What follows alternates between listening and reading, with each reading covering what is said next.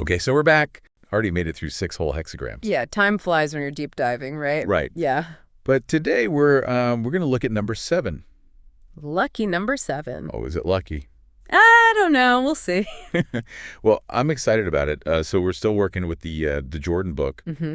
and this is one of those topics that when I was reading it, I was like, oh, we got to talk about this one on the show because this could be really interesting. Yeah, it's a good one. So let's just dive right into it. Okay. What is Hexagram 7 all about? Well, it's called the Army. The Army. The Army. Okay, that sounds kind of intense. And, it's this idea of leading troops into battle. Oh, okay. So are we talking about like actual armies and wars here? Not necessarily. It can be applied to actual leadership situations. Okay.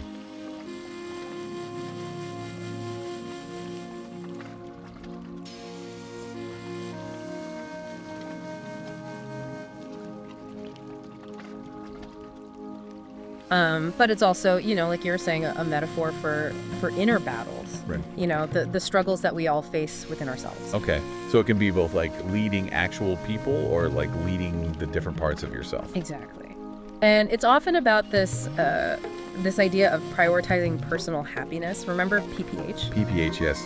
Yeah. So that's kind of like, when we talked about the previous 6 hexagrams, Yeah. there's that tendency to be very focused on just our own happiness, sometimes at the expense of others. Yeah, and it's that kind of mindset that can lead us into those battles, those internal conflicts. Right. Because we're constantly fighting against anything that threatens that happiness. That makes sense. I could definitely see how, when I'm really fixated on what I want or, what I think is going to make me happy, it can create a lot of tension internally and, sometimes even with other people. Absolutely. And that's what Jordan calls level 1 consciousness. Level 1 consciousness. Okay. Yeah. Yeah, it's where the focus is all about conquest and victory over anything that threatens our personal happiness. So is that kind of like what the army metaphor is getting at? Like, instead of leading an army, we're trying to like conquer our negative emotions or something? Exactly. It's like we're trying to silence those parts of ourselves that are saying, hey, maybe this isn't the best course of action, or maybe we should consider the needs of others. So how do we move beyond that then? Does Hexagram 7 offer any solutions? It does. And it involves a shift in leadership style. Okay. So if we're not supposed to be like a harsh general leading troops into battle, what are we supposed to be?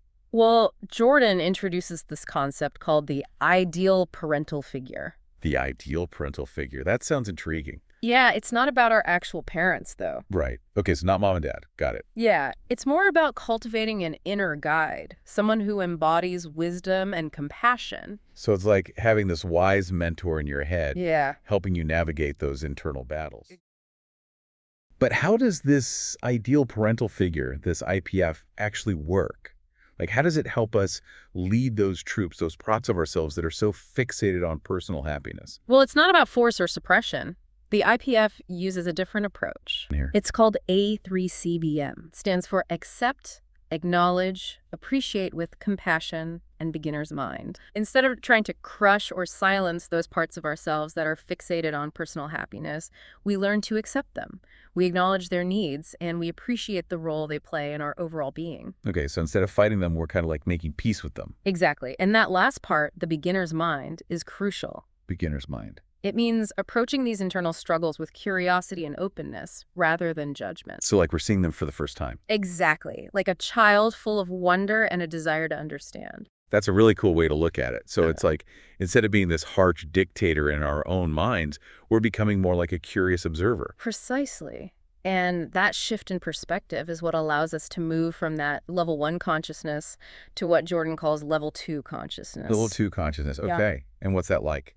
It's a state of greater peace and understanding. It's like we're trading in the battlefield for something more peaceful. Absolutely. And it's through that acceptance and integration that we can truly lead ourselves effectively.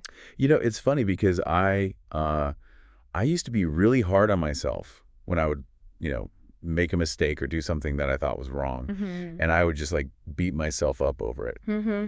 But I started to, I don't know, I guess it's kind of like what we're talking about. Like I started to approach those moments with more curiosity.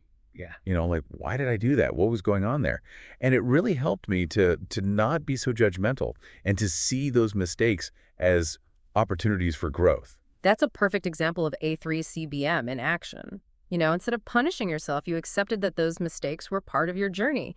You acknowledged the feelings that led to those mistakes, and you approached the situation with a beginner's mind, which allowed you to learn and grow from it. Yeah, that's exactly it. It's like that shift in perspective, it really did change everything. And that's the power of Hexagram 7. It's about recognizing that we're all complex beings with different parts of ourselves that sometimes conflict.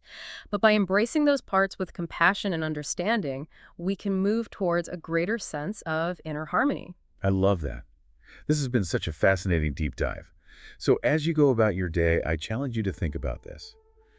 What might it mean to lead with compassion in your own life? What are those internal battles that you're facing? And how could embracing the wisdom of this ideal parental figure and practicing A3CBM help you navigate those challenges? Keep exploring, and until next time, happy deep diving. Happy deep diving.